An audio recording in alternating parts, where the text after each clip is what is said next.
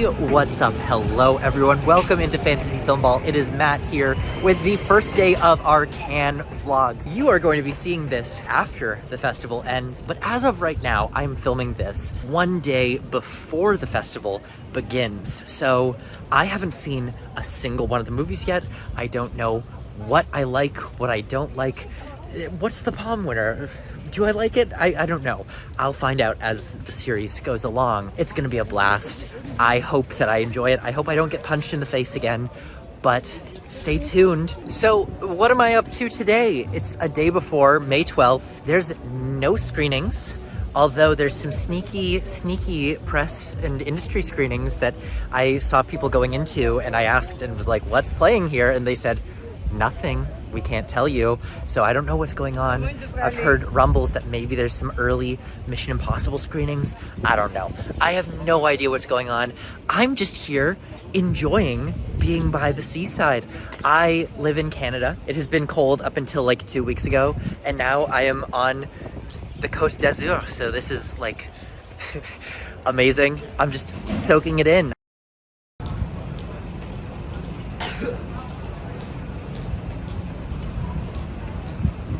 Welcome to day one of the Cannes Film Festival, which from where you're watching this probably seems like an eternity ago. You've already heard about all of the movies, but now you get my on-the-ground takes. Day one of the Cannes Film Festival is very interesting because there's not much going on today. It is currently the middle of the afternoon, no movies have happened yet, and I'm about to go and see the Charlie Chaplin movie, The Gold Rush. First film of the festival is always a classic film, which is played before the opening film. So I'm gonna be seeing that tonight, but first, I get to go and experience a Charlie Chaplin movie in a film festival setting, which is so exciting. I love Chaplin. This is not one of my favorites of his, so I'm interested to see if this grows on me at all with this watch in an audience setting.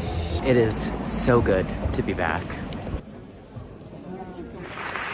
Merci pour cet accueil et surtout, la première des choses, c'est de vous souhaiter à toutes et à tous un très bon 78e Festival de Cannes. So I just watched my first film of this year's Cannes Film Festival, which was Charlie Chaplin's 1925 classic, The Gold Rush. I've never seen a Charlie Chaplin movie on a big screen before, and it was wonderful as well because the film was introduced by Charlie Chaplin's grandchildren who were in attendance. This is a new 4K restoration, trying to get the film as close to his 1925 original as possible rather than his 1942 recut of the film. This was the first movie that I ever owned on the Criterion Collection, but despite that, this has never been one of my absolute favorite Charlie Chaplin movies. But it's a great time, and it was wonderful to see on a big screen.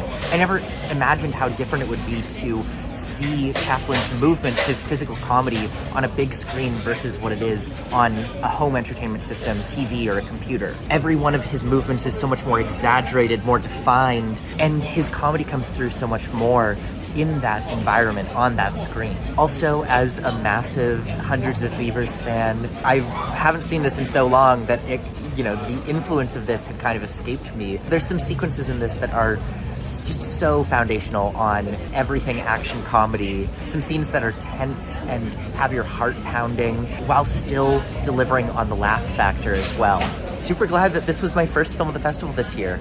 Last year, the classic movie that they screened at the beginning was Napoleon by Abel Gance, which is one of my favorite silent films ever, and I didn't get to see that then, and I was heartbroken. It's wonderful to be able to come and actually see this classic movie on the big screen and revisit something. Anyways, getting some food now. I have not eaten yet today. I was a little sleepy during that movie, which is bad on movie number one of the festival. Not a good sign to be sleepy on movie number one. Anyways though, food time, and then talk soon.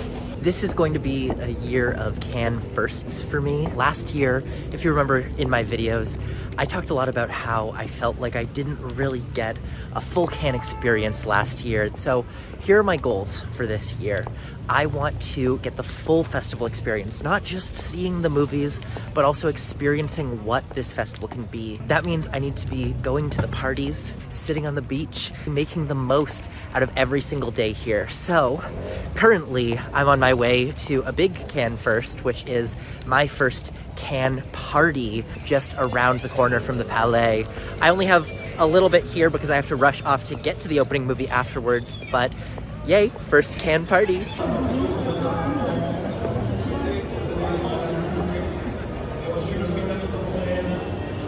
So the opening film and opening ceremony just finished. I'll just quickly touch on the opening ceremony first because it was really cool to see, not in person, I was in the press screening, but it was cool to see how the whole thing was put together. There was a tribute to Robert De Niro, a tribute to Juliette Binoche, and a tribute to David Lynch. Quentin Tarantino, what is that man on? That was absolutely absurd. But the opening film, on the other hand, Venice had a Joker Folie à Deux, now we get one. And by that I mean a musical in which the entire time all I'm thinking is, oh my God, please stop singing. It was a jukebox musical of sorts. A lot of the songs were pretty recognizable French songs. It was atrocious. It was so grating to listen to the entire time. And it's weird because these are actors who can sing.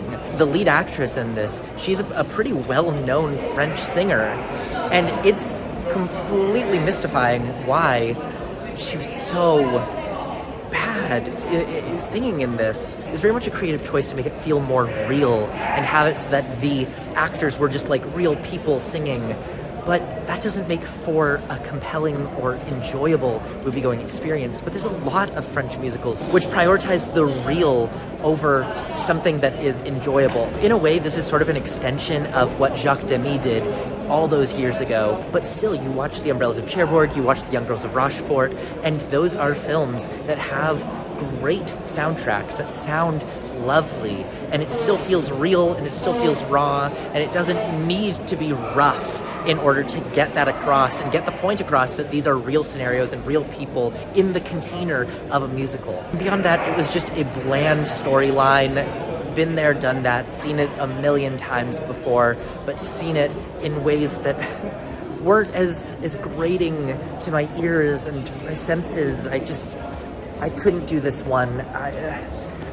Really not for me, but as is tradition, the Cannes opening film is a bit of a letdown. Not a bit of a letdown, is not good.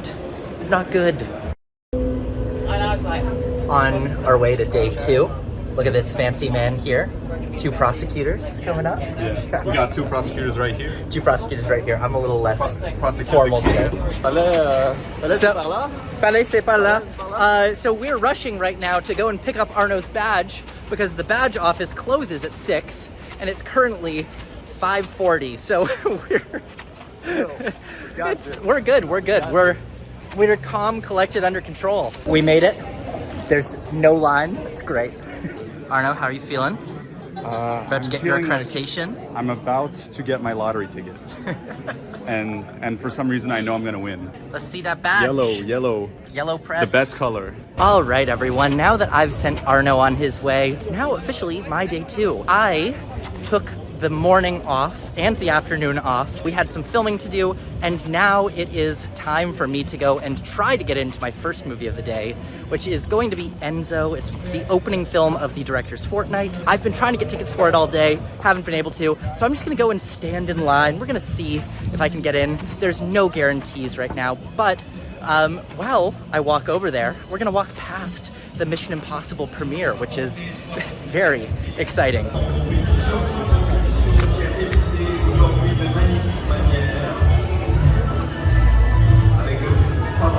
I forgot how bad the crowds could be here, especially when a big celebrity's coming through. Just the essence of having Tom Cruise here, like the sidewalk is not moving. It's ridiculous. So this is a new area for me. I have not done any Fortnite screenings before. I am so far back in this last minute line. I don't think that this theater can hold this, so I'm screwed. I'm not gonna get in. Unsuccessful first rush line. Doesn't seem like they let a lot of people in. It's not promising for future things. Anyways, now I have hours off before seeing my one movie of today, so pretty underwhelming second day of the festival.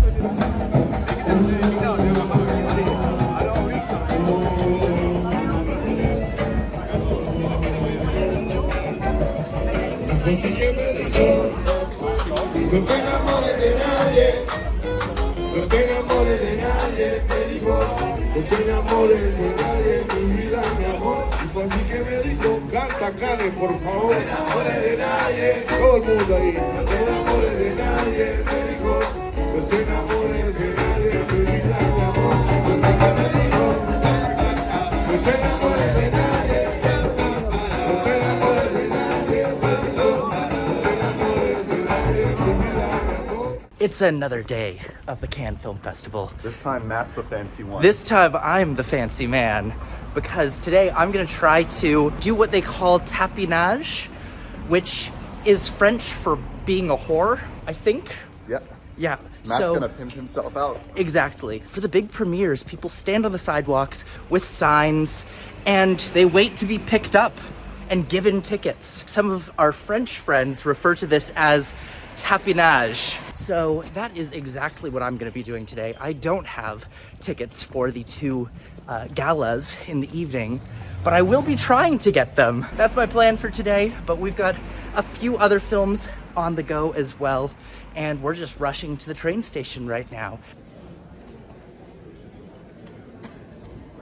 I'm off to my next movie, so this is gonna be a classic walk and talk as I usually do in these vlogs. So first off, my phone battery died last night after the screening of Two Prosecutors, so I could not record my thoughts on Sergei Loznitsa's film. So let me just talk about that now before we get to today's movies. Two Prosecutors is the story of an idealistic young attorney who, upon meeting an elderly prisoner during the Stalinist purges, he sort of grows a conscience and he feels like what is happening is wrong. So he takes his complaints all the way up to the top of the country, the head prosecutor for Stalin's regime. In terms of narrative, that's all the film is. It's a very straightforward, a very simple film, and a very mundane, banal film. This was an insane movie to program at 10:30 p.m.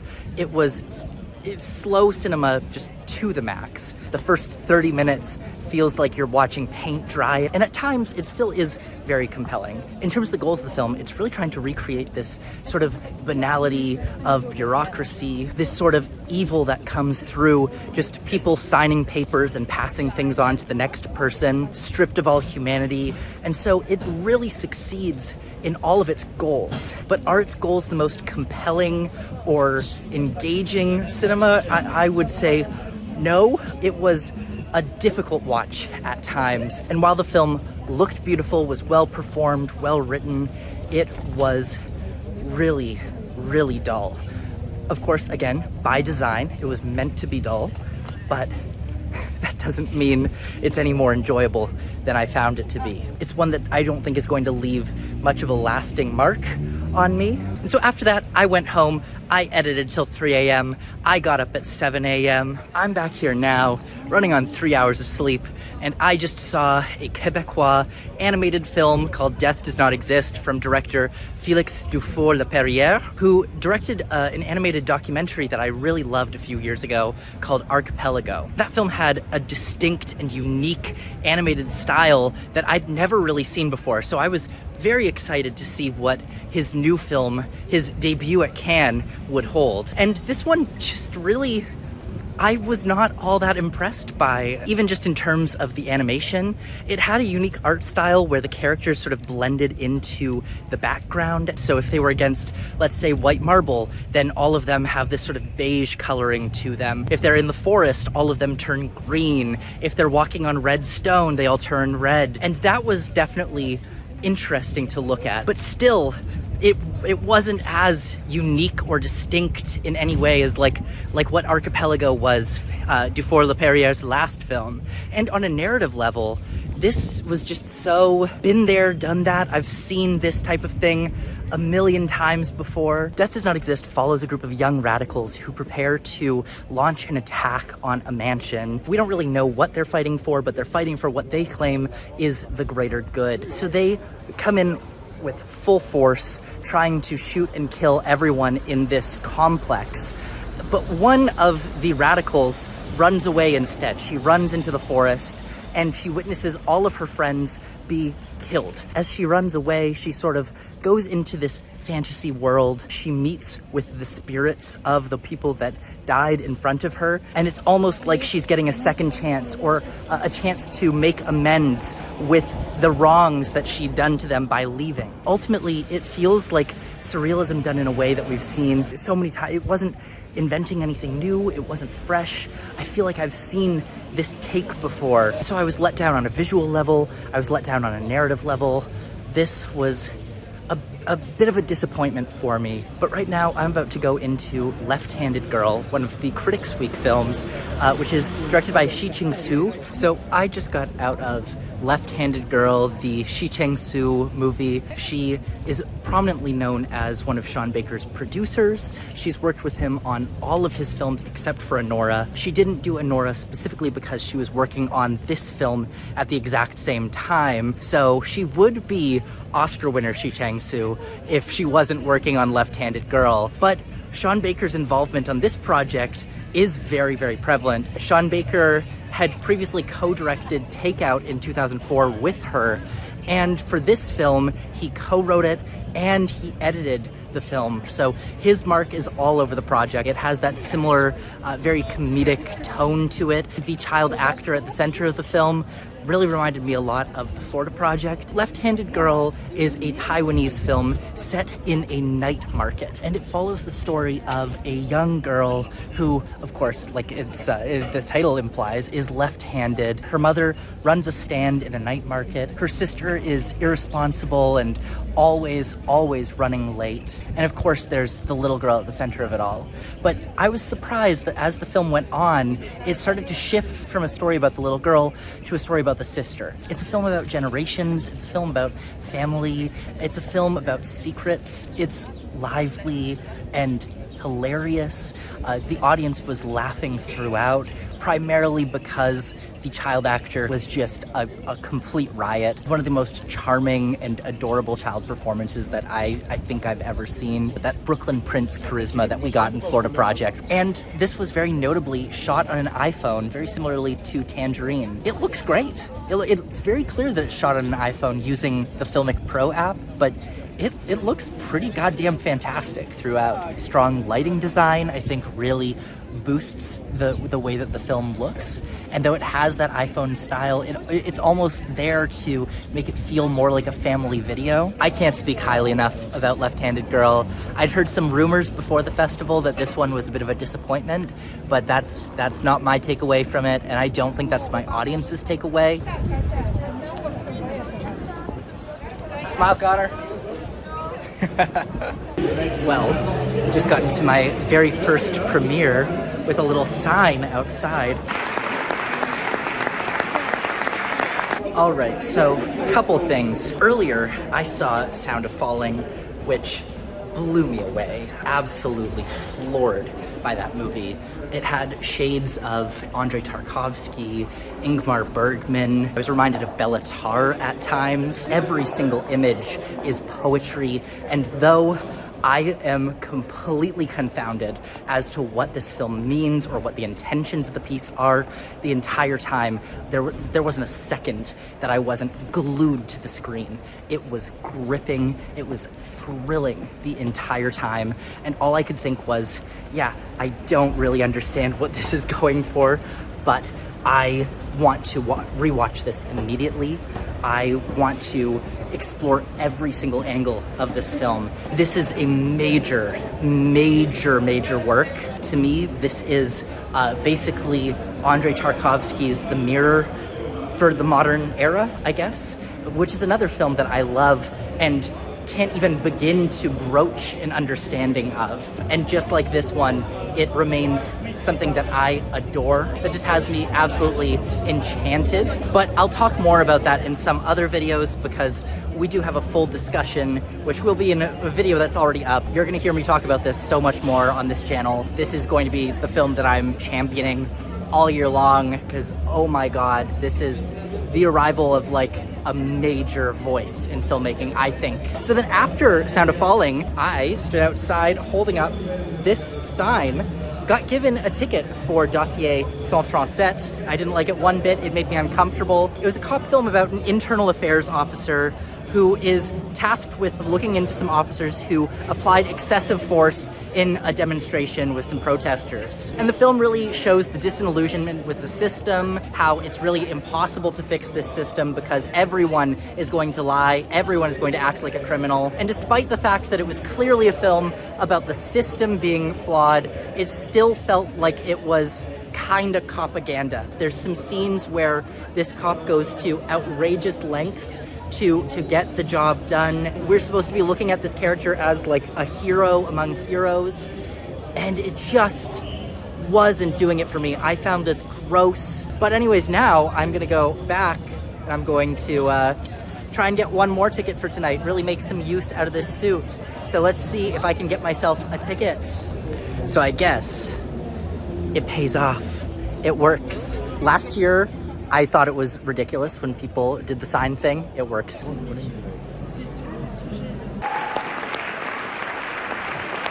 So I've had amazing luck today getting into premieres. Just got out of Sirat. I don't even really want to talk much about it because I feel like it's gonna spoil some of the best parts of what this film is. It's like an EDM apocalypse film set in the desert. It's fucking bleak. It's like When the Wind Blows level dark. I don't know what to say that's not going to be a massive spoiler because I think a lot of my enjoyment of the film came from how very little I knew about it. I have rarely seen a more powerful or more bleak portrayal of sort of the, in whatever way you want to think of it, the end of humanity. God, that was a lot to take in. And the music, the sound design, incredible. Also, the cutest dog of the festival. I can't say much about Sirat without really spoiling what the film is. So you're just gonna have to take my word for it. It's good.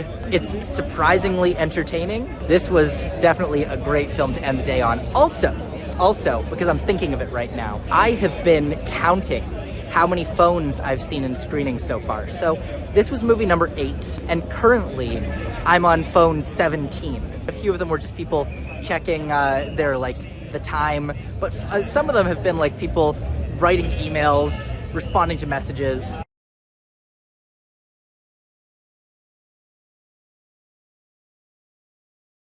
Welcome in to day 4 of Cannes.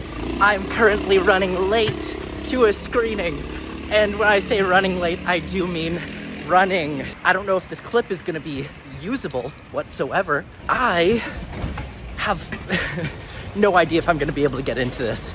We'll see. Good luck to me. I made it. Incredibly honored to be presenting it in this incredible theater with all of you today.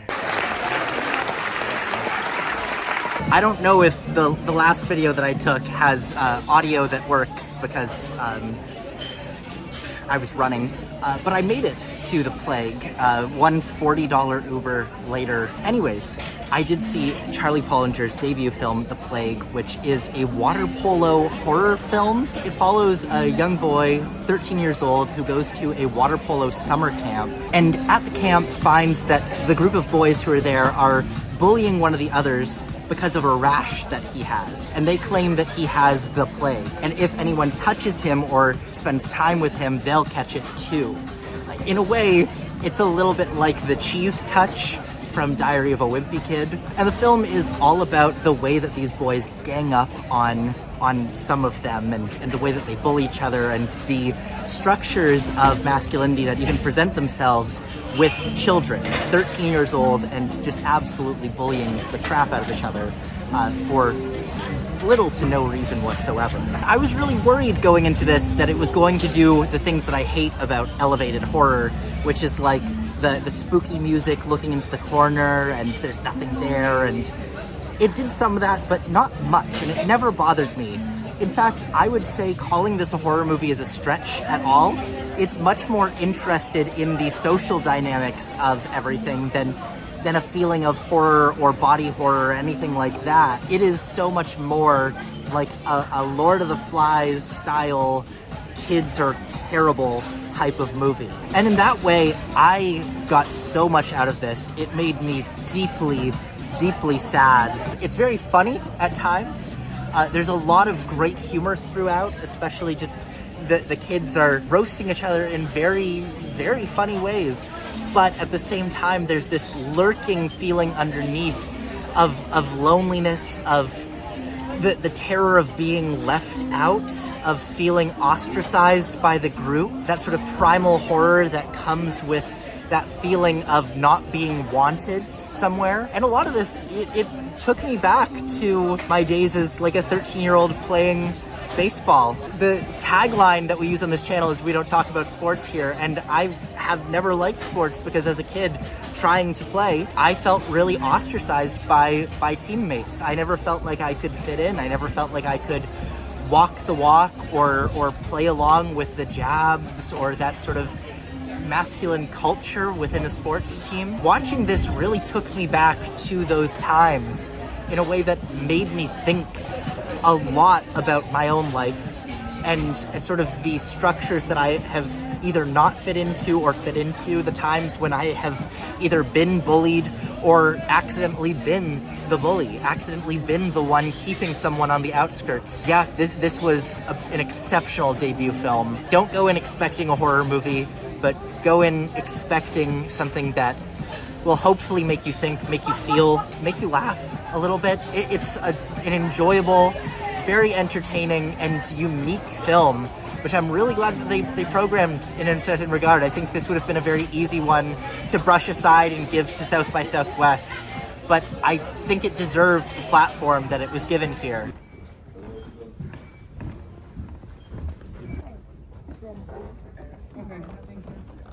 So I just got out of the new Fatih Akin film, Amram, which was a collaboration with his mentor, Hark Bohm, who was prominently known through his life. He's still alive, but he's been known as a prominent member of the German New Wave of filmmakers, a collaborator of Rainer Werner Fassbinder. This film is the story of Hark Bohm's childhood and his time in the Hitler Youth. It's a very complicated, morally subject matter here, not really shying away at all from the culpability and the shame of all of this. The treatment of the story is very simple. It takes place in the couple of days after Germany has surrendered, and it follows this young boy who is simply trying to get a snack for his mother, who is depressed as the war is over. And we follow him on this series of tasks as he tries to find bread and honey and butter for his mom. So the film really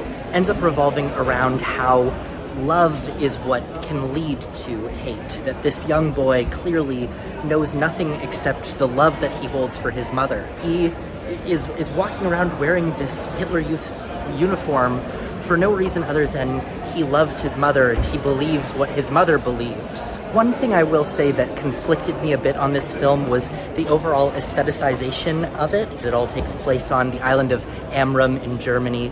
It wants it to look gorgeous. It's really trying to make everything very picturesque, and the prettiness of the film, the way that it really just wants to impress you with how gorgeous the visuals are, how stunning this place looks, made me feel quite conflicted. It's very, very tough to make a film on this subject matter as pretty and as quaint and as picturesque as this one was. And so it leaves me feeling a little bit torn. Now I'm about to head into Eddington. So I know this is one of the most anticipated ones. I'm sure by the time you're watching this video, you will have heard all about it. I know nothing. No one's seen it yet. This is, I think, the first screening even before the premiere. So I'll see you guys on the other side. I am sitting here waiting for my midnight movie, and I have two films to talk about at the moment. The first one being the highly anticipated film of the festival, Eddington, the Ari Aster movie, which I thought was completely atrocious. Heavy-handed, toothless satire, absolutely proves we should not be making movies set during COVID. What a terrible time. And this felt as long and frustrating and boring as that whole era was to me. And boring is not the word that I thought I would be using for this, but it just meanders on and on. It's really a collection of like 100 different movies going on. There's so many different storylines, and it's not really feeling like it can make its mind up about what it wants to say, what it wants to be. There's so many things that it's trying to talk about, but it's not going in depth into anything whatsoever. The satire is just so surface level. There's nothing new that it's saying. It's not provocative enough. It's genuinely, weirdly, I think it's too safe. It goes for the easy punchline over and over and over. Even the filmmaking of this just did not impress me much. There was just nothing that gripped me with Eddington. It was a total mess, such a disaster of a film in my opinion. It's going to be polarizing, I will say. Some people are going to like it. Some people out there are going to hear me say this and go, what the hell are you talking about? Boring? This was so exciting. This was everything I wanted it to be. Toothless satire? What are you talking about? This is going to be a movie that strikes people strongly in one way or another. For me, it was deeply negative. But if y'all like it, hey, power to you. Good for you. Not for me. And this is coming from someone who gave Beau is Afraid a 10 out of 10. That never bored me for a second. I was bored out of my goddamn mind during this. And then after that, I went right back in to see The Wave, which is the Chilean musical about a feminist protest at a university. First thing I'll say here, the dancing. Incredible. Incredible. That is the big standout thing about this movie. Now, with that said, I do feel like this film is juggling between two different things, and I don't think it really knows what it wants to be, because at times it is like a total Katy Perry roar, like, go girl boss, you can do it. Let's go, girl boss. But then other times it starts to criticize that sort of very simplistic viewpoint on things a little bit. It'll make some critiques about how radical action is what's needed in order to advance the feminist movement. It says that, and then it immediately goes into like 4 songs that basically feel, again, like Katy Perry's Roar. And so I don't know exactly what to make.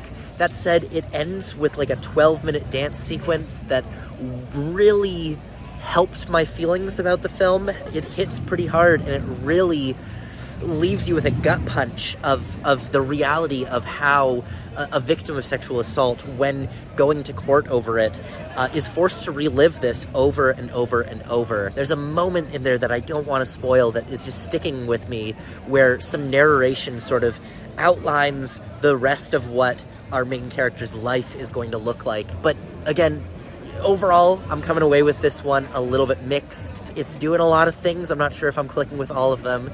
But anyways, now I'm going to be getting in line for the midnight movie, Sons of the Neon Night, which is a Hong Kong action movie that is going to be absolutely nuts. Apparently they've been making this for like 10 years. It's got Ryuichi Sakamoto on the score. I'm staying up till like 3 a.m. in order to watch it. Am I happy about staying up late? No, but it should be worth it for this one. Hopefully. Please give me something good after fucking Eddington. Jesus Christ.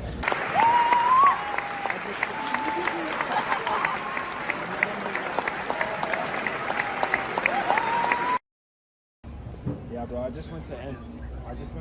Another day, another trip to the festival. Now, last night I saw the midnight movie, but I didn't talk about it because it ended at 3 a.m. and I was exhausted. Now, why was I exhausted? Because it was terrible. The worst movie I think that I maybe have ever seen at a film festival, which is crazy because this movie was 10 years in the making. Sons of the Neon Night was a Hong Kong movie from multidisciplinary artist Juno Mack. It was a film that actually was put onto my radar by others because in my initial Cannes lineup video, I kind of had it lower down. The synopsis, the premise didn't really catch my attention, but what did catch my attention was just the title, Sons of the Neon Night. Sounded kind of like it would be like a Nicholas Winding Refn style psychedelic neon light crime movie. But that's not what this is. In fact, I don't really know how to describe what this is. I could not tell you what the story of this film was beyond that there's some drug dealers in Hong Kong, and there's also the police who are trying to take this drug trafficking syndicate out, and then there's like sibling rivalry that's going on. It is a deeply confusing movie, but what was really disappointing about Sons of the Neon Night is the promise of this as this epic action movie, and there's maybe 2 to 3 action scenes in the whole thing. It is completely flat. It is mostly just dialogue scenes where people are just going on and on about things that are either too complex to understand or too boring to care about. And on a visual level, I was at least expecting it to look like what the title says, Sons of the Neon Night.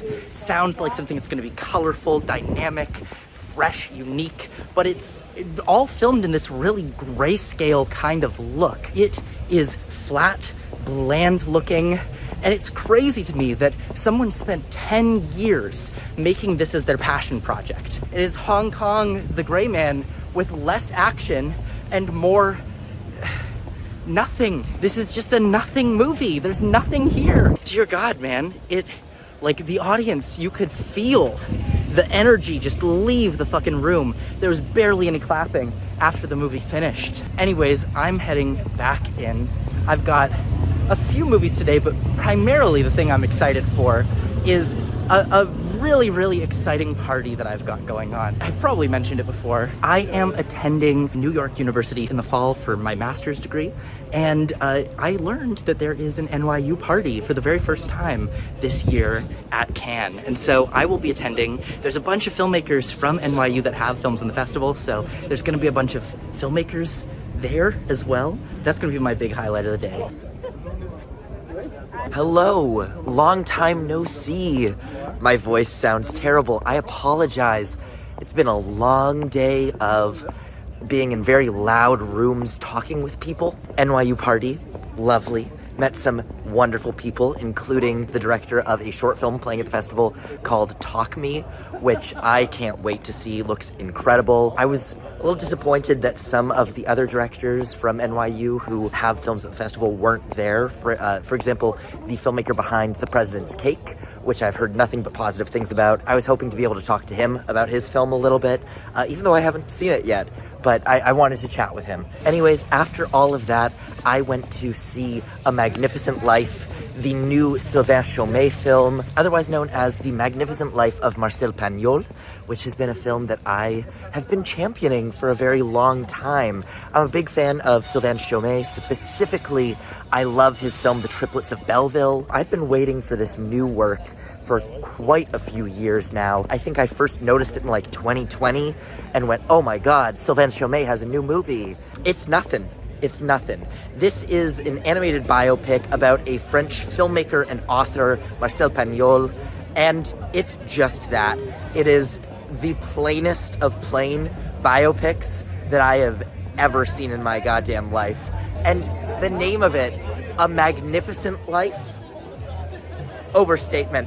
Big, big, big disappointment for me. I'm a huge advocate for animated films in festivals like this, and all I wanted was to be able to come away from this saying, I've seen a new animated masterpiece. And that's just, unfortunately, not at all what I got. We need to look elsewhere for our international animated film, our independent animated film. Anyways, Die My Love is in about an hour, maybe a little bit more. I am gonna go hydrate myself so my voice stops sounding like this, hopefully. I hate when my voice does this, but that's what I get for talking to people in a bar. Now seated for Die My Love, Dylan's Best Picture winner. So we're gonna see if that's gonna hold true. Dylan, your days are numbered here.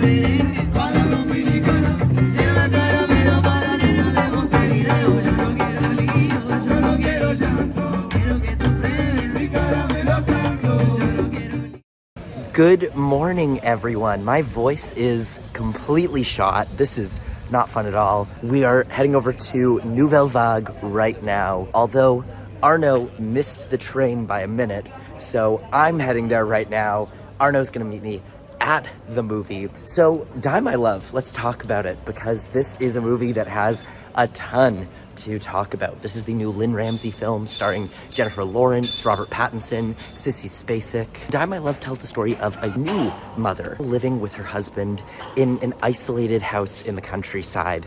They have no neighbors around for miles. There's really nothing except the two of them, their baby, and her husband's mom, who lives just a little bit away from them. And so cooped up in this house with nothing to do, no one to talk to, Jennifer Lawrence's character falls into a deep psychosis and begins to act extremely erratically, dissociating from reality. And that's basically all the film is. Anyone expecting something kind of similar to like Mother, it's not that. It's really just one woman's experience with mental illness, with psychosis, with postpartum depression, and with realizing that the life that she has built for herself is not something that she wants whatsoever. So you could see some ties between this and the classic Chantal Akerman film, Jean Dielman. It's that sort of domestic life as horror. It's a little bit what I thought Night Bitch would be last year. Performances are a major highlight of this one.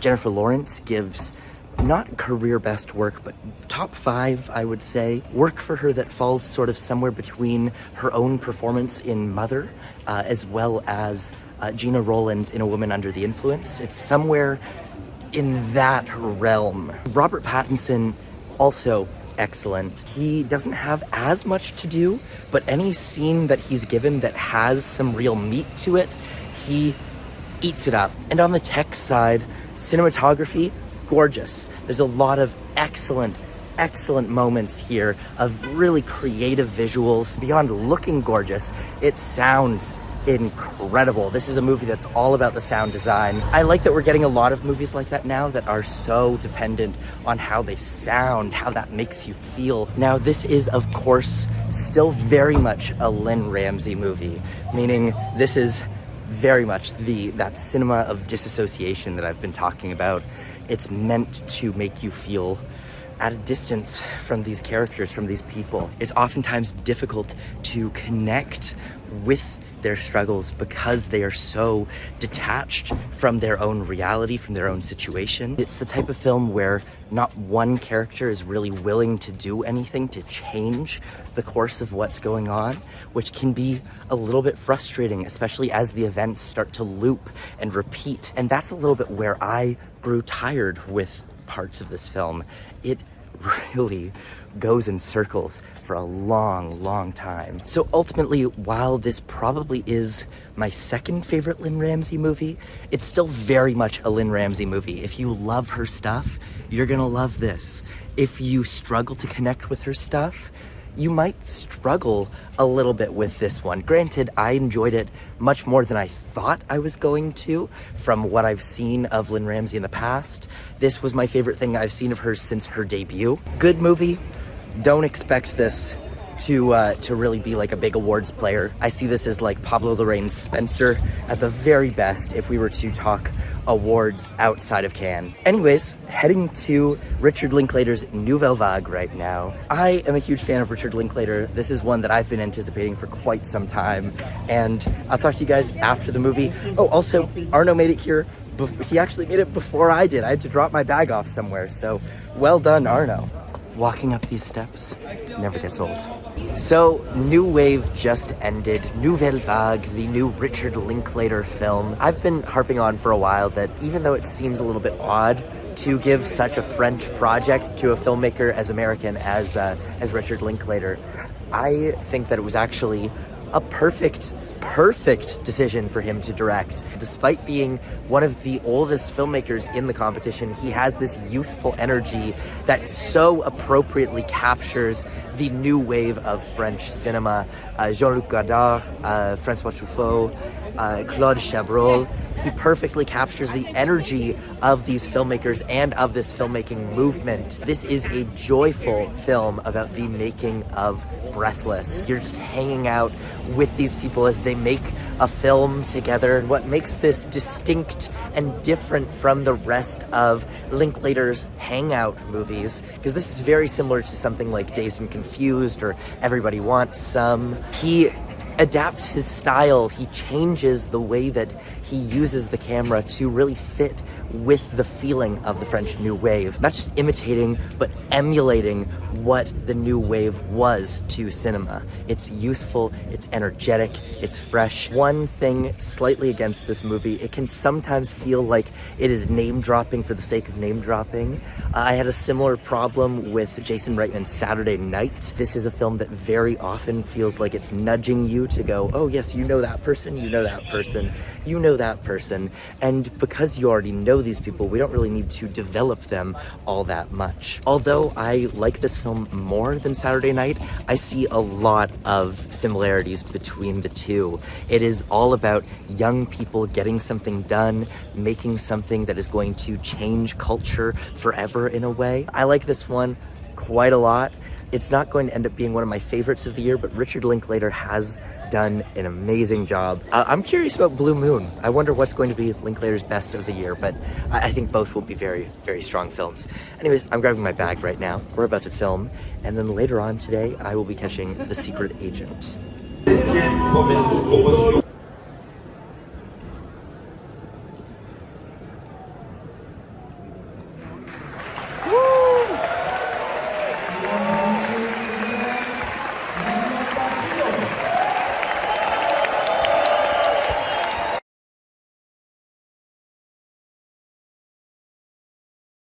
Good morning, everyone. I cut my video short yesterday because my phone was dying, but I was a big, dumb idiot, and I thought that my screening of The Phoenician Scheme was at 7 yesterday. It was at 6, and so what I thought was getting there 10 minutes early was actually getting there 50 minutes late. So I missed my screening of The Phoenician Scheme yesterday. Fortunately, my boy, Salo, Reviews on Reels, had an extra ticket for The Phoenician Scheme today, so I get to see Wes Anderson here. Honestly, it would have been a little disappointing to miss Wes Anderson because I was an idiot about the timing. Anyways, though, I also saw The Secret Agent yesterday, which I did not talk about because, again, my phone was dying. This is the new film by Kleber Mendonça Filho, one of my favorite Brazilian filmmakers out there right now, who is known for Bacurau, Neighboring Sounds. Both films blew me away. Same with his documentary, Pictures of Ghosts. He has not missed yet, in my opinion. Until now. Now, I will be honest, I had the worst seats in the entire theater for this one because I was in the front row. And normally, I love the front row. There's a stage right in front of me. I was struggling to see above the stage to see the subtitles. The English subtitles specifically. I could see the French subtitles, which were on the screen. The English subtitles are below. And so I spent most of the movie straining to see the English subtitles. And there was quite a few English subtitles that I missed. And so I'm gonna be completely honest. There's a lot of plot elements here, a lot of minor details that I did not quite catch because of my seating placement. And so I'm at this weird point where I don't know if the film is confusing because I was missing some small bits of the subtitles, or if the film was really confusing because the film was confusing. So I can't really give a totally honest, truthful assessment of this movie yet because I feel like I'm missing a part of it. But on an aesthetic level, this is very well done. The production design, costume design, the sound, music choices are all very, very nice, well put together. But again, I feel a little bit lost in what exactly happened during this, what exactly the story was. And that may not be the movie's fault. That may be the fact that I was every once in a while missing a line here and there. Anyways, now I'm gonna go get into The Phoenician Scheme. This should hopefully be up there. I mean, again, Wes Anderson has like 12 movies. I've given 10 of them like a 10 out of 10. This should be good. once again, walking the steps. I love this. So I just got out of The Phoenician Scheme. This is the new Wes Anderson movie. Wes Anderson being one of my 5 favorite filmmakers of all time. He is the type of filmmaker that I feel like there's not many of him that exist anymore that sort of create things outside of the mode of realism. He is operating on this form that no one else does. Over the years, Wes Anderson's style has, at times, become a bit of a parody of itself. You can look back to Moonrise Kingdom being a film that very heavily leans into all of these aspects of his filmmaking, the artifice, the dollhouse aesthetic, and then Grand Budapest Hotel takes it even further. And upon seeing Grand Budapest Hotel, all I could think was, well, that's it. You can't go any further into this style. We've done it the most that it could ever be done. But over the years, Wes has kind of challenged that and pushed it even further with The French Dispatch and with Asteroid City. And so after over a decade of basically parodying himself in his filmmaking, it's only fitting that his newest film takes it all the way back and dials it back to be his least Wes Anderson movie. I'd say since Rushmore, while it's still hitting some of those aspects of the production design, of the writing that his movies typically do, it also strives to be more dramatic than his other films, more of a thriller in a sense. On a first watch, on a first impression, this is one of his weaker films, in my opinion, but there's some themes here that I think are going to age extremely well with me. Some of the ideas around fatherhood, around what it means to be a family man later in life and realizing that your time has been wasted on pursuits of greatness when you really should have been being a good person for those around you. On a first watch, though, this is a little bit lower in his filmography, but lower Wes Anderson is still a great movie. I really do like this one. It's not one of my favorites of his at this point. Next up, I'm heading to Exit 8, the Japanese horror movie. I was supposed to see it last night at midnight, but I canceled that ticket because I was exhausted. So instead of being super tired today, I got a little bit extra sleep, and I'm about to go and see the Japanese horror movie based on the video game that I have not played, but I've seen enough people playing to know that there is no way this can be a feature film, but it is. I'm so curious how this is going to work, because it doesn't feel like it should be a movie.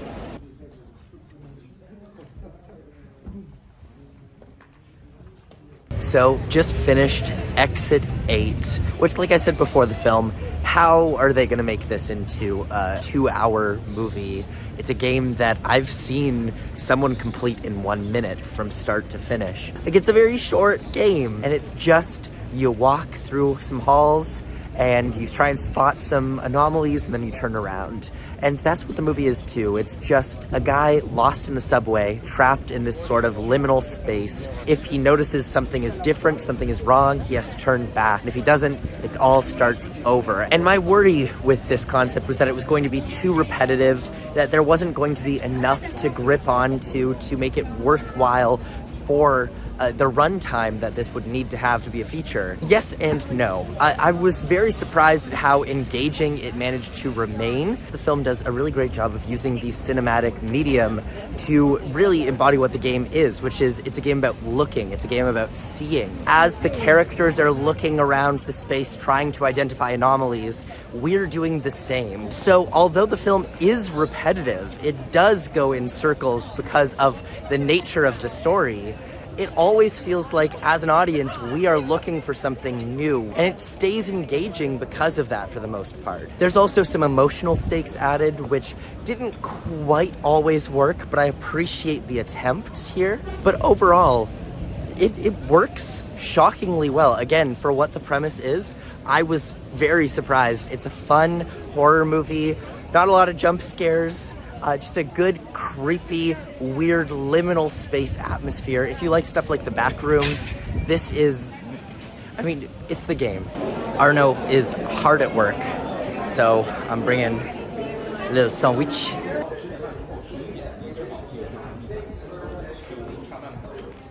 Hard at work. Yay. Just about to export. We're out here trying this again.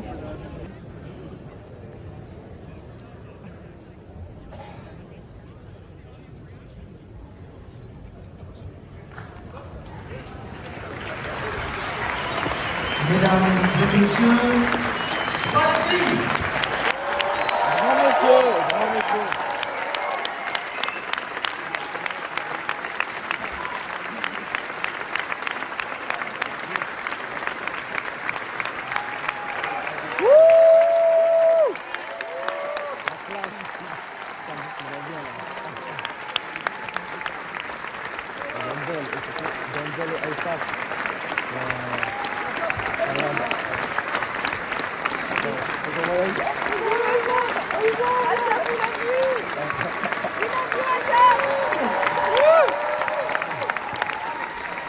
To do a gift, to do a gift and a surprise, because it's so precious to have you here. It's a kind of way for us to tell you our admiration, what you have done in the history of cinema. Nobody knows about that except Spike Lee, who allowed me to do that and allowed us, and with Iris Knobloch, in a few minutes we're going to give you something special tonight. Et je suis sûr que tous ceux qui sont là, ah oui, là-haut, vous êtes très très très nombreux. Et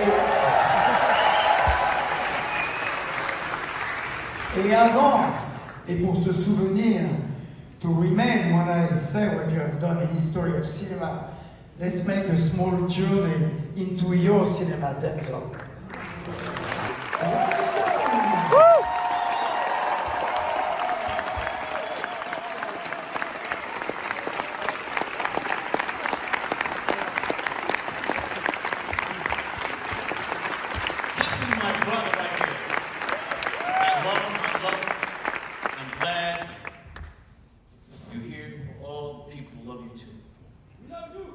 We love you so much! And there's something special to give you, Mr. Denzel Washington. Which is the Palme d'Or d'honneur pour Denzel Washington.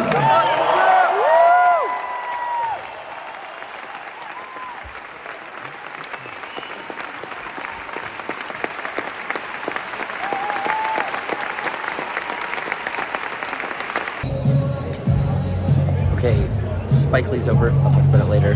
Alpha time now.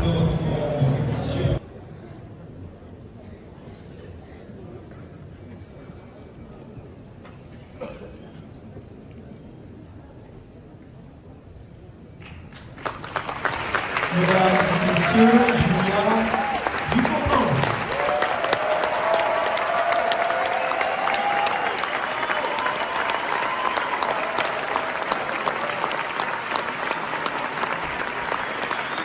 Hello everyone, it is raining. I am dressed inappropriately for the weather, but I don't want to go back now because then I might be late for my train. Oh well, whatever.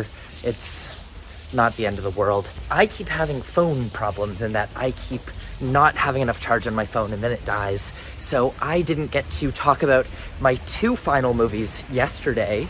First being Highest to Lowest, which I got an amazing seat at the gala, just like 10 meters away from Spike Lee, from Denzel Washington, who received the honorary palm. I got to see A$AP Rocky, Rihanna up close, literally incredible. I'm a huge devotee of Spike Lee. I love the guy. He is one of the most interesting filmmakers in the world. Just to prep everyone for this, Highest to Lowest is not gonna be for everyone. When I finished the movie, I got 3 texts right away saying that was the worst piece of shit at the entire festival. So people are gonna have strong negative reactions to this one. I, on the other hand, liked it a lot. This is a remake of Akira Kurosawa's High and Low, which tells the story of a business mogul in a predicament when kidnappers accidentally kidnap the son of his chauffeur instead of kidnapping his son for ransom. The first half of the movie is, I would say, pretty weak. It was a little weird to see something so formally uninventive, uninspired from Spike Lee, who typically is one of the most playful directors that there is. For this to be shot entirely just in plain coverage with crappy music and dialogue that sounded like it was coming out of like a soap opera, it was weird. But there's a scene midway through when Denzel goes to deliver the ransom, and from that moment on, this movie crackles like a firework. From that moment on, basically every scene in this is one of my favorite scenes of the year. It's inspired, it's lively, it's full of energy in a way that just wasn't existing in the movie before that point. And so while at the beginning of this movie, I thought that this was going to be on the lower end of my Spike Lee ranking, the end was so phenomenal. It couldn't save the whole thing, but it did make it a very enjoyable movie, one that I think has a lot more to it than I feel like some audience members are going to feel afterwards. In a lot of ways, it reminded me of M. Night Shyamalan's Trap, for better and for worse. So take that as you will, I guess.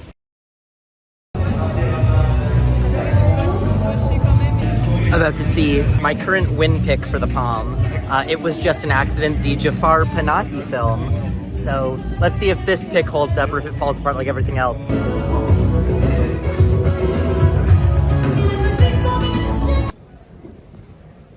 Mesdames et messieurs, et nous sommes heureux qu'il soit là, Jafar Panahi.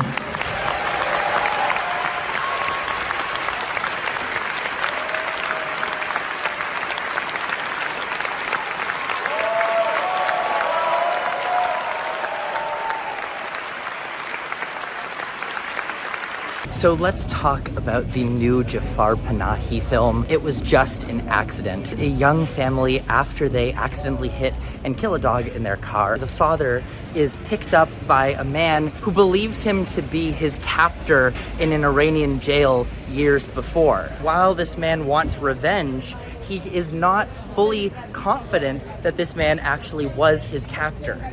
So he travels around the city trying to find others who can validate whether this man actually was his captor. As expected with Jafar Panahi, there is the political here, the moral complexity. Unexpectedly, this one sort of takes a few steps backwards into a different mode for the director, because for the past 15 or so years, all of Jafar Panahi's projects have been very self-reflective, sort of pseudo-documentaries that star the filmmaker himself.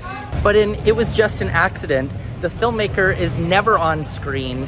He is finally back behind the camera. There's no mirror being held up to the form of cinema as we normally see in his movies. Ultimately, I'm left feeling a little bit burnt out from festival fatigue.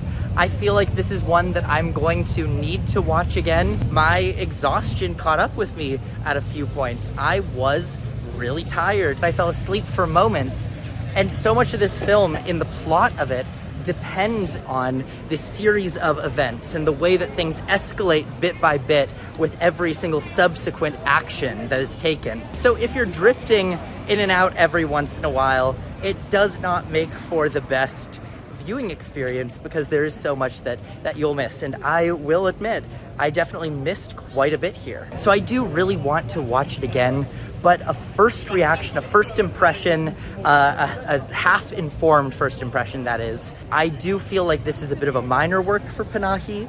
I don't think this reaches the high highs of some of his other films. It doesn't reach the same level of anger or the same level of cleverness in how it subverts the expectations of the Iranian regime. This one is a bit of a letdown.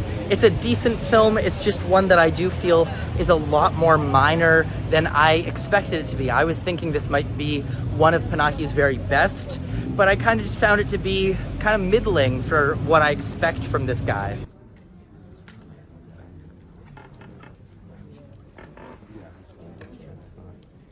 A poet just got out of it. A Colombian comedy about a middle-aged poet who is a bit down on his luck. He hasn't really published in years, and he's looked at as a bit of a joke by everyone around him. When he gets a job at a high school in order to provide for his daughter who is about to go to college, he ends up meeting a student who is extremely promising in her poetry, and he decides that he's going to help her out. This is one of those comedies of errors where the entire film hinges upon a character who is just a total loser, making every single wrong decision that they possibly could. It's one of those cringe comedies that can be completely grating at times and impossible to watch because the character is so awful. And yet, I think that they find such humanity in this guy, even though he's such a loser that makes every single wrong decision.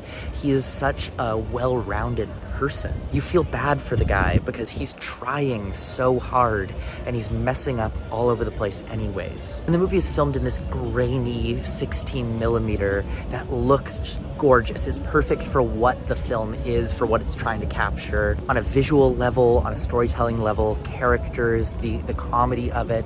This is one of the standouts that I've had of the festival so far. I'm happy to have been so impressed by this because it wasn't even on my radar pre-festival. Until I saw some of the clips of it, I was drawn in by the visual look of the film, by the physical comedy. I'm very happy to say that the film did not disappoint whatsoever. It is nighttime now here in Cannes.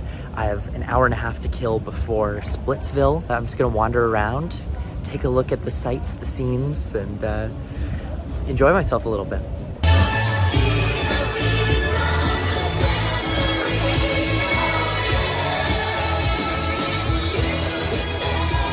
All right, we're going into Splitsville right now. Yeah. Finally happened. I got another 10 out of 10. The starvation has ended. I've had so few films truly blow me away this year. I've been waiting for another movie to come and just floor me, and it hasn't been happening until now. Splitsville fortunately lived up to the hype for me, and I have been hyped for this one ever since I first found out about its existence. This is the new rom-com directed by Michelangelo Covino. He is best known for his film The Climb, which also stars him and Kyle Marvin. It's a very similar movie in a lot of ways, at least in terms of the plot. Typically in this sort of rom-com genre, you don't expect to see filmmaking that takes risks, and Michelangelo Covino writes these screenplays that could be for like Wedding Crashers with Vince Vaughn, and yet he films them with the eye of like an art house filmmaker, and it's this amazing dichotomy that he's got going on in The Climb, and that's why I was stoked for Splitsville. But I was also wondering, you know, was The Climb a fluke? And is Splitsville gonna show maybe he was a one-hit wonder and this is going to be a little bit more mainstream? And I am so unbelievably happy to say this proves that he is truly one of the greatest comedy directors that there is working right now. This is not only one of the most creative rom-coms that I've seen maybe ever, it's also just one of the most entertaining, hands down. Great screenplay, fantastic direction, excellent performances, everything just knocked out of the park. And it's rare to see something that feels like a genuinely original idea. And maybe the story at its core, which is about two couples trying out open relationships, that doesn't feel like the most revolutionary idea on its surface. And yet what it does to reinvent that idea within it, to try different things, to go all in and sort of deliver on everything that this idea could be, this is a sensation. Neon's got something special on their hands. I hope they know what to do with it, because this is truly one of the best of the year. Anyways, though, that ends my day, and fortunately, finally, I have another movie that I love.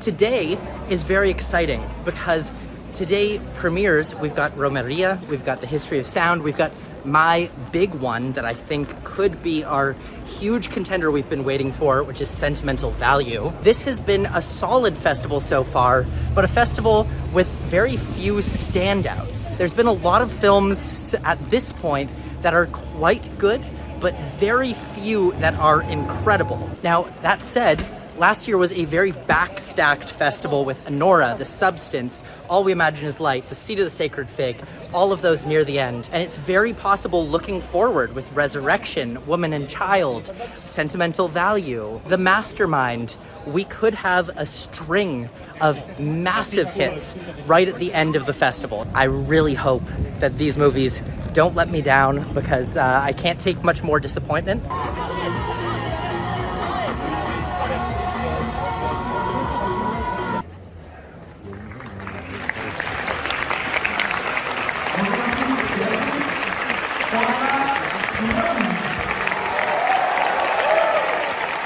All right, so oh my God, I'm so burned. We'll talk about that later. I didn't have time in between films to record, so this is 2 films that I'm going to be talking about here. First off, Romeria, which is the new film by Carla Simón, the Spanish filmmaker of Alcaraz and Summer 1993. This film tells the story of an orphaned 18-year-old who has to get her grandparents' signature to receive a scholarship. And in going to her grandparents' place, spending time with family that she's barely ever met, she ends up digging back into the past, looking through her mother's diaries, learning more about her mother and her father's deaths than she had ever known before from family stories. It's an achingly personal film to Carla Simón because this is her story. She has spent her early career with both Summer 1993 and now this, trying to investigate a little bit deeper into her parents' lives and into her own relationship to their lives and to their deaths and how it has shaped her as a person. In essence, this kind of becomes a film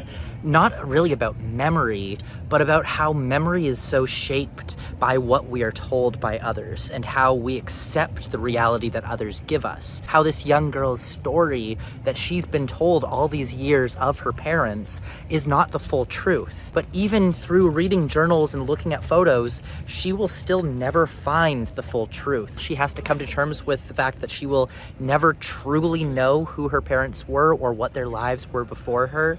This is a moment of growth and acceptance that our parents, our memories, are the stories that we tell ourselves. This is, I think, Carla Simón's best film so far. And then after that, I rushed right into The History of Sound, the new Oliver Hermanus film starring Paul Mescal and Josh O'Connor. And the first thing I'll say is that there's a certain genre of film Twitter user who is going to make this their entire personality. When the film started for me, like, instantly I was hooked with the narration and the beautiful cinematography and the music.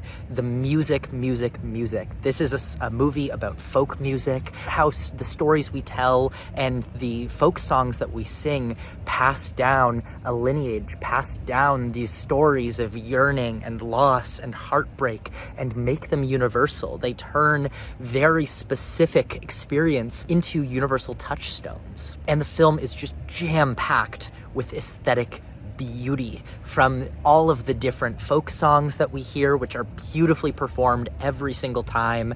And genuinely, I could have watched 4 hours of them just going around and recording music. Now, one thing I will say about this one, it stretches on very long. And while I was so swept away by the magic of the music, I can see that this might grate on some people. I feel like it'll be a little polarizing because if you're not fully on board with the aesthetics of it, it could be quite boring.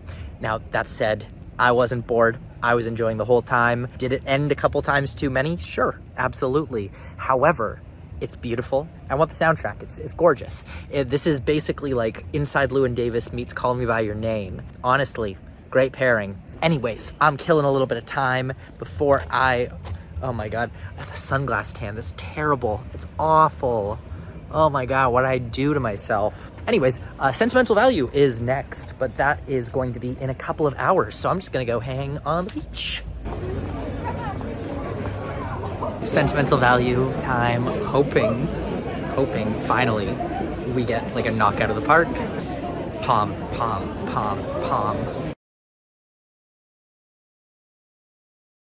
Hello everyone. It's becoming a pattern that I don't record anything at the very end of the day, right after I've seen a film. It's a really bad habit that I'm working up, that I'm finishing the day, not recording anything, going right home, going to sleep. So I didn't talk about sentimental value last night, but I have things to say. My God, this is the movie that I've been waiting for the entire time. I know that I chanted right before the movie, Palm, Palm, Palm, and it's possible. It's possible. It's certainly my Palm. It's certainly my favorite movie of the year. Will likely end up being my favorite movie of the year. This is everything that I wanted and more out of this film. Joachim Trier is taking everything that he did in The Worst Person in the World and continuing it, carrying on, building in new dimensions to it. While The Worst Person in the World remains more special to me, it's a film that really speaks deeply to me on a different level. Sentimental Value is equally as good. He's operating on the exact same level that he was with that one. This is a damn magnificent film with excellent performances from every single person involved. Renate Reinsve, Stellan Skarsgård giving a career best performance. Elle Fanning also career best. Now this is a movie, as we knew before, it's a showbiz family drama, which follows the story of an actress reconciling with her father, or her father trying to reconcile with her through a screenplay that he's written, in which he's written the lead role for her. But she doesn't want anything to do with her deadbeat dad, so she says no, and he goes and casts a Hollywood actor in the role instead. And that's the core of the story of the film, but thematically, this is talking about so much more.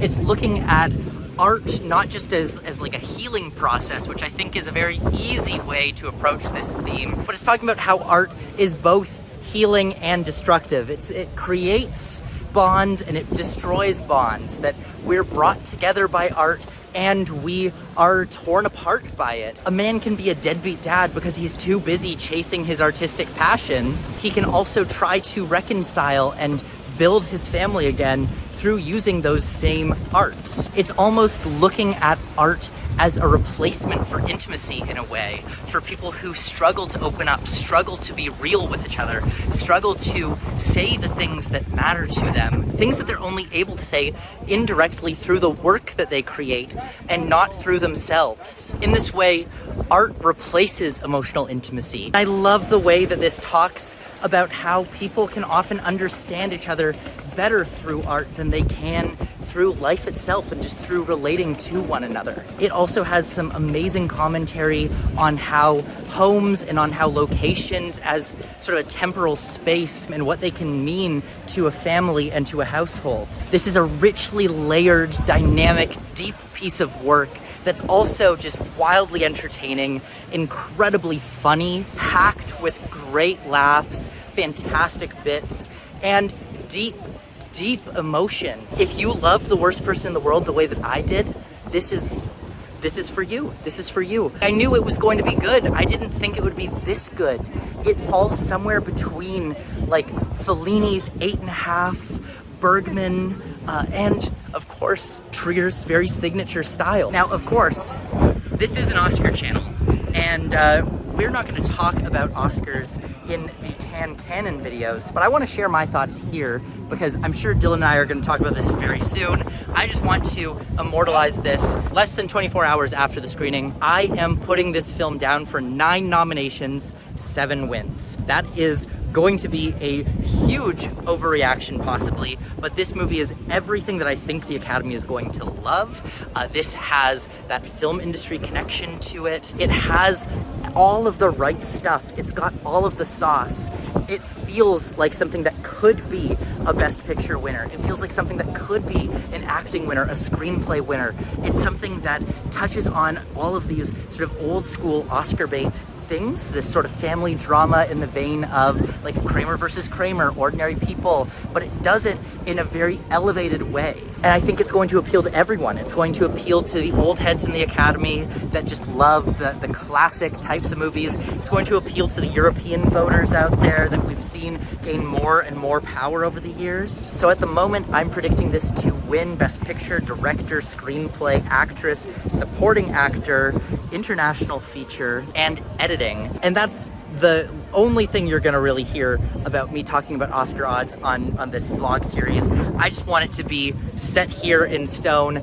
I think this is going to be next year's big sweeper. At least I hope it is. It feels like the type of movie that the Academy is going for more and more these days. And I feel this way regardless of whether it wins the Palm, regardless of whether it wins a prize here. It's clear the audience reception is here for it. The critical reception is here for it. It's going to connect. If Neon gives it the push that it deserves, which they will, because clearly they know they've got something special with this. Truly, it does not matter if this wins the Palm or not. If it doesn't win the Palm, it all comes down to jury fuckery. It all comes down to the fact that this is a very art house jury that might not be receptive to this type of mainstream filmmaking. It could still win the Palm, but even if it doesn't, I just want it to be known right here. It changes nothing for me. Anyways, I'm heading into my first screening of the day, which is the premiere of Saeed Roustai's Woman and Child. Saeed Roustai, filmmaker I love. Excited for this new one, which sounds like it has had a bit of controversy, but I'll talk to you very soon. Bonjour à toutes, bonjour à tous. Saïd. Roustai.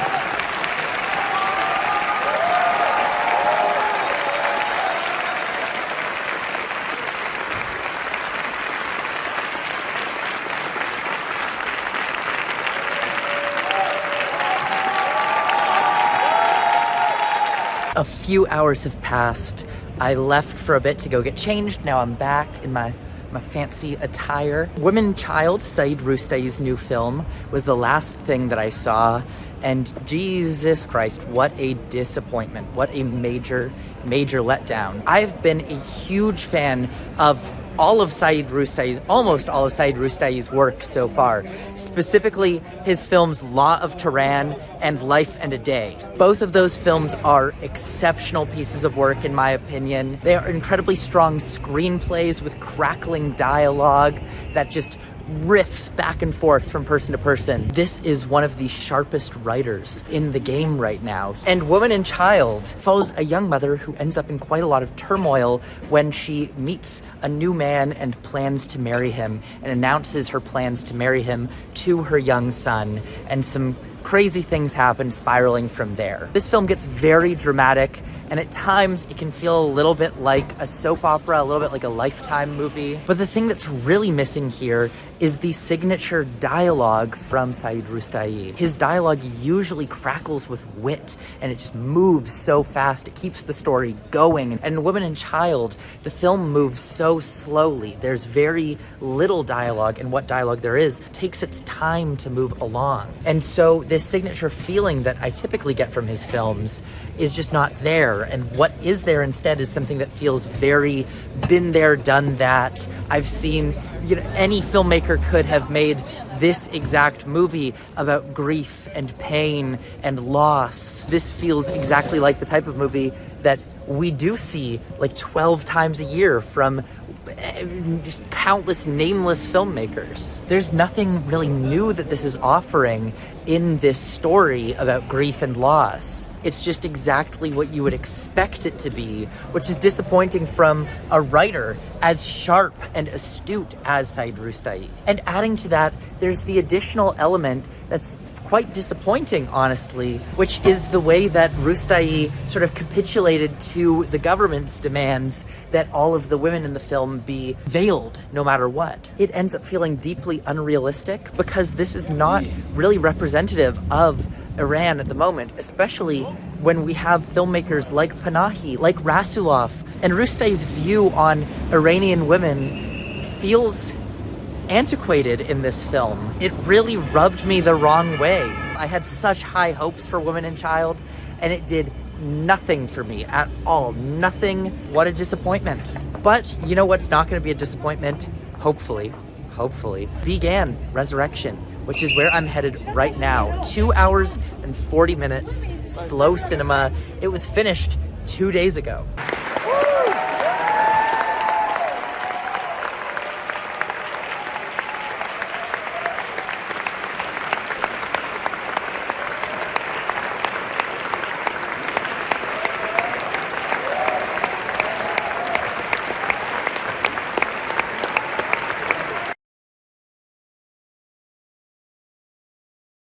Hello everyone, good morning. It's another day after video. Last night I saw Resurrection, the new Began film. I had high hopes. I really like Began. I like his style. I think he's an incredibly interesting filmmaker, especially his film Long Day's Journey into Night, which if you were following the Cannes canon, Arno and I awarded our palm. So I had very high hopes for Resurrection, a film that takes a very strange form about dreams and tells the story of a world in which people who don't dream are immortal, and people who do dream are called phantasmers and become monsters that die very quickly. And from there, we're presented with a bunch of different stories that represent the different senses. There's a story about sound, there's a story about sight, taste, smell, touch. And it's presented in this way that is very reminiscent of older forms of cinema. There's an entire prologue to the film that's like a silent film. People are absolutely loving this one, but I regret to inform everyone, I have no idea what the hell this was. Like, I am so lost. I'm so lost. I don't understand. I don't get it. I don't know what this was. On a filmmaking level, it didn't resonate with me. On a story level, it didn't resonate with me. Nothing about this resonated with me. I was really convinced that when the film was over, I was going to open up my Letterboxd and see a bunch of people saying, wow, this was incoherent. But instead, everyone seemed to love it. I seem to be the only person that just truly has no idea what the hell I just watched. Maybe it was just festival fatigue. But with this type of slow cinema, even when it makes me a little bit droopy, a little bit sleepy, I still usually end up feeling the way that I feel about the film eventually. For example, last year, All We Imagine Is Light came very late in the festival, and I definitely drifted through parts of it, but I absolutely fell in love with that film. It was Abbas Kiarostami who said, there are certain films that put me to sleep in the theater, but those same films will keep me up for weeks afterwards thinking about them. These are the types of films that are sort of meant for this festival setting, meant for this sort of fatigue, this exhaustion. And yet Resurrection, I have no idea what this movie was meant to be. Definitely one of my big disappointments of the festival. I've had quite a lot of those. I'm not a very harsh critic. You look at my Letterboxd page, I give very few low ratings. Everything I give is like up on the upper end. But at this year's festival, I've given so many like pans, and it's not like me. It's not normal. Anyways, heading to the train station now. I have a day full of Director's Fortnight stuff. We're gonna see, hopefully I don't get screwed by a late train, because I am going to be like arriving right on time for my first movie at Director's Fortnight, which is The President's Cake, the People's Choice Award winner of this year. I am out of breath. I just ran from the train station to make it here. Oh my God.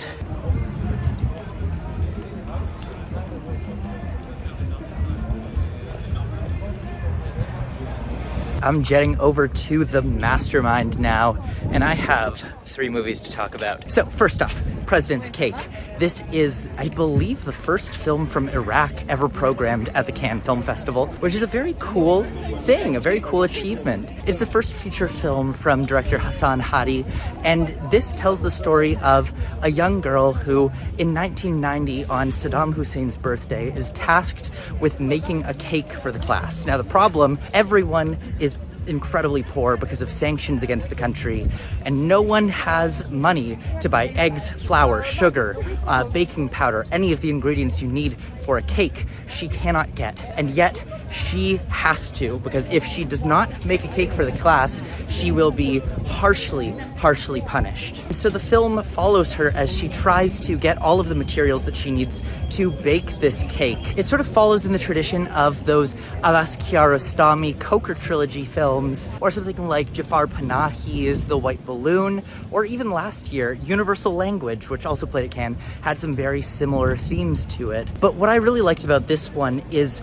the way that it used that very simple story as a lead-in to something much greater, which is talking about the impact of a dictatorship on its people. Saddam Hussein is truly, really, almost in every frame, somewhere lurking in the background. He's always there. And so while this is a very very simple story on the surface, there is this layer that goes deeper. Just really one of the most powerful films that I've seen at the festival this year. A really, really big surprise for me. The next film that I saw after that was Yes, the Nadav Lapid film, which I've heard they wanted for competition, and then it was vetoed by the board because it was a little bit too much. They feared it would be a little too controversial.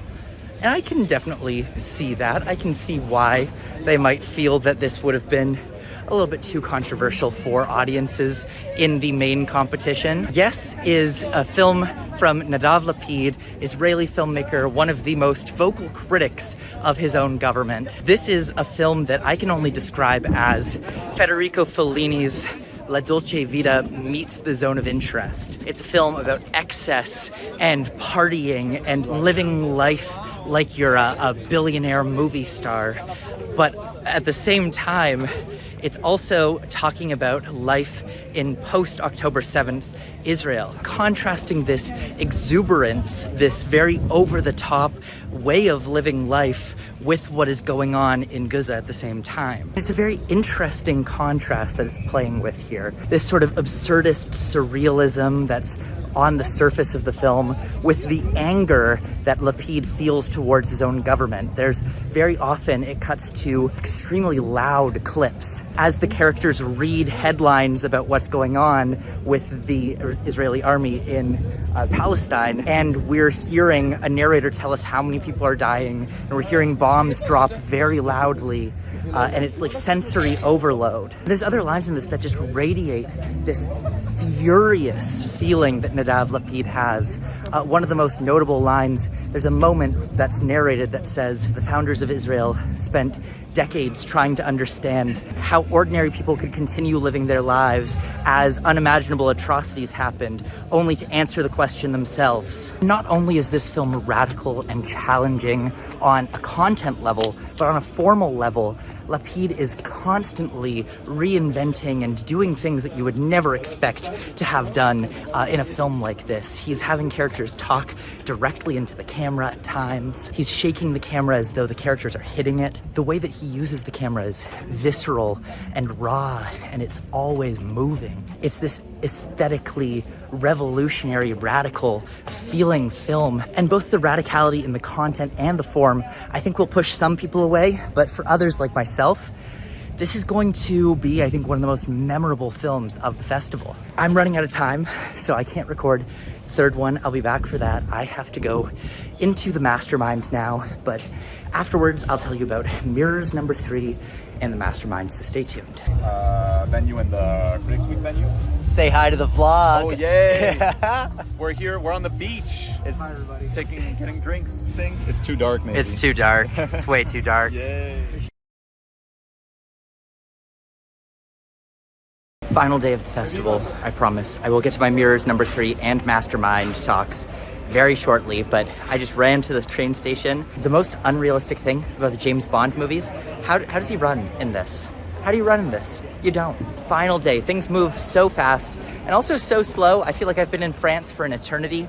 I am ready to go home. Like, I'm very, very ready to go home. Let's talk about Mirrors number 3, the new Christian Petzold film. Christian Petzold, the German filmmaker, renowned for his very small works. Stuff like A Fire and Undine, films that are very small, almost take the form of like a bit of a Romer film. But what I know him for best was years and years, 10 years ago, I picked a random movie at TIFF and it became one of my favorite movies of that year, and it was Phoenix. He has been a filmmaker that has been on my radar now for quite some time, and it was shocking to learn this year he's never had any movie at Cannes before. Mirrors number 3, playing in the Director's Fortnight, is the first film that he has ever had to play at Cannes. This is a very small story, a very simple story about a young woman who is in a car accident with her boyfriend. When her boyfriend dies, she is taken in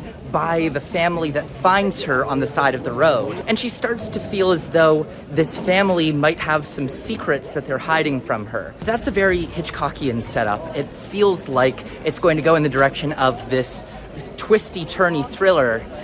but it doesn't really. It sort of takes that idea and makes it as small as possible. This could have been so pulpy, but instead it's just a small story about grief and about replacing someone important in your life. When they sort of reveal what the ulterior motive of this family is, all I could think was, that's it? That's all? But movies like this are kind of designed for that feeling of, that's it? That's what the goal is here? That's very much what they wanted to get at with this film. And so while I did find it a little bit of a letdown, this is exactly what they were aiming for. So you can't necessarily fault the filmmaker. Still a decent movie. If you really liked A Fire, if you like Undine, or some of Petzold's other recent works, like think the last 5 years worth of Petzold stuff, then Mirrors Number 3 is going to be perfect for you. But if you're wanting a return to something like Barbara or Transit or Phoenix, this didn't do that for me. This is not a step in a major direction for Petzold, which being at Cannes for the first time might sort of imply, but it is a decent enough film. Now let's talk The Mastermind, which I saw last night. This is Kelly Reichardt's new movie starring Josh O'Connor as an art thief who sort of botches a job and ends up going on the run. Now, the title, The Mastermind, is extremely sarcastic. This guy is no fucking mastermind. Josh O'Connor plays the biggest dolt in crime cinema that you can possibly imagine. And it's telling us that this is the mastermind, and yet he's making every conceivable mistake. There's a lot of entertainment value that comes from watching this guy just be a total fucking failure. And sure, sometimes there are some things where you just can't believe that anyone would be stupid enough to fall for. As long as you're along for the ride, then I think this film can be quite a fun experience with a great musical score. And it is Kelly Reichardt's most accessible work. Now, it's still a Kelly Reichardt movie. It's still quite slow. It takes its time. But in the realm of Kelly Reichardt, this is a rapid-paced movie in comparison to something like Meek's Cutoff or First Cow or Showing Up. This is like a Michael Bay movie in comparison. But it still has that very particular pace that I think a lot of people will take issue with. This wasn't a film that I ended up adoring over the top, but it was one that, you know, I had a nice enough time with. There were some good laughs, there were some good moments. The musical score, like I mentioned, fantastic. It's not a film that I think is gonna stick with me, but it was a decent enough way to end what I think has been a pretty spotty festival overall. But I did say end there, it's not really the end. I'm about to rewatch Sentimental Value, which I'm beyond stoked for. I can't wait to see this movie again. And then later tonight, I'm going to the closing ceremony of the festival and a screening of the Palme d'Or winner. So I could be seeing Sentimental Value twice today, but I'm kind of expecting Resurrection, I'm kind of expecting Sirat, I'm kind of expecting Sound of Falling over Sentimental Value, which doesn't necessarily feel like the type of film that this jury specifically would award. So we'll have to see what wins, but I should be seeing 2 movies today regardless. All right, going into the closing ceremony.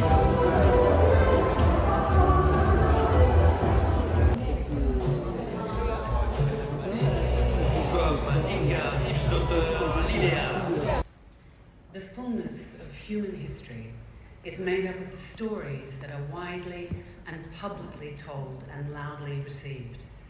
But history is also formed from those stories that are hidden and buried and denied. C'est pourquoi nous avons choisi pour la Palme d'Or un simple accident de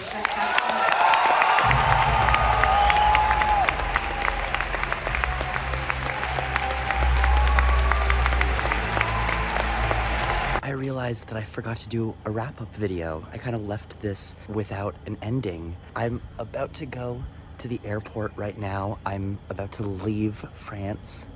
Sad. But yeah, I finished off my time at Cannes with the closing ceremony, which was amazing to see. It was so cool to see all of the awards happening, and then to rewatch the winner of the Palme d'Or. It was Just an Accident, which the first time I was disappointed in, but I was very sleepy, so I wanted to give it another shot. And the second time, I was not sleepy and I was still disappointed in it. It's not really a movie that I'm a huge fan of. And so that really brings me to the end of this whole experience. experience. I am so glad that I had a better time this year. I didn't get punched in the face yet, at least. I got to dress up in fancy suits, go to premieres. Last year I was stuck in a theater that was far away from the festival, and I didn't really get to experience like the festival. I didn't get to experience the beach. And this year I got all of that. So this year, I think Cannes has become my favorite film festival. It's beat TIFF, sorry TIFF. I'm already thinking, you know, how can I come back next year? How can I come back? But anyways, thank you so much for following all of our Cannes vlogs, all of our videos, all of the Cannes canon with Arno. Your support and your viewing means so much. So thank you so much for spending this time with me, and off to the airport. See you later. As always, thank you so much for watching. My name is Matt, and this has been Fantasy Film Ball.